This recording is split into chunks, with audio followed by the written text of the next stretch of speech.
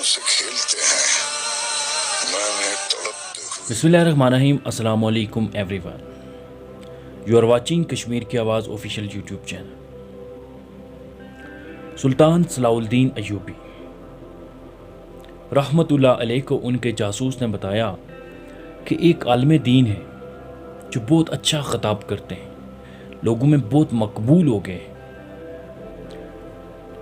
कुछ गलत है जिसे हम महसूस कर रहे हैं मगर अल्फाज में बयान नहीं कर पा रहे। सुल्तान ने कहा, जो भी देखा और सुना है बयान करो।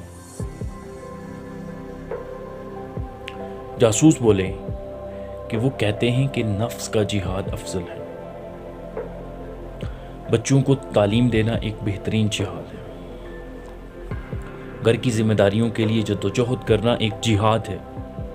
सुल्तान ने कहा, तो इसमें कोई शक है? जासूस ने कहा, नहीं, उन्हें कोई शक नहीं, लेकिन इस आलम का कहना है कि जंगों से क्या मिला?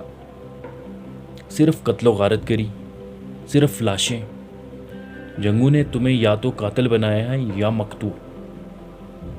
सुल्तान बेचैन होकर उठे। उसी वक्त आलम से मिलने की ठानी। मुलाकात बेस बदल कर की और जाते ही सवाल कर दिया कि जनाब, ऐसी कोई तरकीब बताइए कि बैतुल मुक़द्दस को आज़ाद और मुसलमानों के ख़िलाफ़ मज़ालम को बग़ैर जंग के ख़त्म कराया जा सके। आलम ने कहा, दुआ करें। सुल्तान का चेहरा गुस्से से लाल हो गया। वो समझ चुके थे कि ये आलम पूरी सलेबी फौज से भी ज़्यादा ख़तरनाक है। सुल्तान ने सबसे पहले अपने खंजर से उस आलम की उंगली काट दी। वो बुरी तरह चीखने लगा। अब सुल्तान ने कहा, असलियत बताते हो या गर्दन भी काट दो? पता चला कि वो सफेद पोश आलम एक यहूदी था। यहूदियों को अरबी बखूबी आती थी। ये फितना इस वक्त भी पूरी कुव्वत से हम पर मुसल्लत है। आखिर क्यों लोग इस्लाम को बुद्धिज़्म बना देना चाहते हैं, जबकि ये खुली हकीकत है कि जुल्म का सामना किए बगैर जालिम का मतावा हो जाए ये मुमकिन नहीं है। 5 अगस्त को इस अलमनाक दिन की बरसी थी जब भारत अपनी तही मसला कश्मीर का एक तरफा हल मुतारफ करवाया। बीजेपी और मोदी के लिए मकबूजा कश्मीर अटूट और भारतीय यूनियन का वो आखिरी अंक है जिस पर वो दिल्ली से बैठकर हुकूमत करना चाहते हैं। दुनिया और अक़वाम मुत्तहिदा को इस पर आवाज़ उठानी चाहिए थी, लेकिन ये सब खामोश तमाशा ही बने रहे। अलबत्ता दोनों अतराफ़ में कश्मीरियों के अलावा पाकिस्तानियों और हिंदुस्तानियों ने एहतजाज किया। लेकिन सवाल यहाँ ये पैदा होता है, क्या सिर्फ दुआ और एहतजाज से कश्मीरियों को आज़ादी मिल जाएगी या सिर्फ से मज़ालम बंद कर दिए जाएंगे? जनाब, ऐसा बिल्कुल भी नहीं है, बल्कि भारतीय फ़ौज कश्मीर में कश्मीरियों की नस्ल कशी कर रही है। नौजवानों को घरों से उठाया जा रहा है और नामालूम मकामात में मुंतकिल किया जा रहा है। हमारी कश्मीरी माँओं बहनों की इज़्ज़तें तार तार की जा रही हैं। घरों में छापे मारे जा रहे हैं और निहत्ते कश्मीरियों को शहीद किया जा रहा है। इस वक्त मकबूजा कश्मीर में 10 लाख भारतीय दरिंदा फ़ौज तैनात है जो इंसानी हकूक़ की खुली खिलाफ वर्जियाँ कर रही है, और इन जानवरों और इन दरिंदों को रोकने वाला कोई नहीं। मकबूजा कश्मीर में किसी भी इंटरनेशनल सहाफ़ी को या किसी भी इंसानी हकूक़ की तंजीम को दाखिले की इजाज़त नहीं है।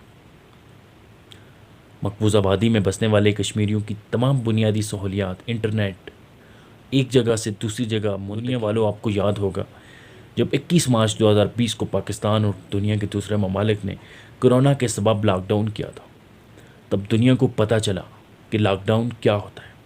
हमारी तमाम बुनियादी सहूलियात, हमारे कारोबार, हमारी नौकरियां, हमारी तमाम आसाइशें कोरोना के सबब ख़त्म हो गई। हालांकि रोज़गार होने वालों की मदद कर रही थी। आप तसव्वुर कर सकते हैं कि 1 साल और 1 माह के दौरान कश्मीरियों पर क्या गुजरी होगी। वो खाने पीने की एशिया, वो बीमारों के लिए दवाएं कहाँ से लाते होंगे। वो 1 साल से बेरोज़गार बैठे हैं। उनके बच्चे भूख से बिलक बिलक कर मर रहे हैं। उनके जवानों को भारतीय दरिंदा फ़ौज पकड़ पकड़ कर जेल खानों में फेंक रही है। یا پھر شہید کر رہی ہیں۔ میرا یہ کامل یقین ہے کورونا وائرس کا عذاب دنیا پر اس لیے مسلط کیا گیا کہ اللہ تبارک تعالیٰ کی طرف سے یہ ایک عذاب تھا، تاکہ ہم جان سکیں کہ مقبوضہ کشمیر کے اندر پچھلے 1 سال اور 1 مہینے کے دوران کیا کچھ ہوتا رہا۔ کشمیر کی مائیں، بچے، بزرگ آج بھی کسی محمد بن قاسم کی راہ دیکھ رہے ہیں جو انہیں آزادی دلائے گا، لیکن ہم اور ہماری حکومت اس یہودی عالم کی طرح دعا والے پوسٹ فیس بک اور دوسری سوشل سائٹ پر شیئر کر رہے ہیں، حالانکہ ہم اچھی طرح سے جانتے ہیں کہ دنیا مسبب الاسباب ہے۔ اس میں شک نہیں کہ ہتھیاروں اور افرادی قوت کے ساتھ دعا کی بھی ضرورت ہوتی ہے، لیکن صرف دعاؤں سے میرے بھائی کچھ نہیں ہوگا۔ ہم اور ہماری فوج جب تک کشمیر میں نہیں اتریں گے تب تک کشمیر کے مظلوموں کو انصاف نہیں ملے گا، جب مظلوموں کو آزادی نہیں ملے گی، جب تک ہم تھپڑ کا بدلہ تھپڑ سے اور اینٹ کا جواب پتھر سے نہیں دیں گے۔ یہ تھی ہماری آج تک کے لیے ویڈیو، ملتے ہیں اگلی ویڈیو میں، جب تک اپنا اور اپنے پیاروں کا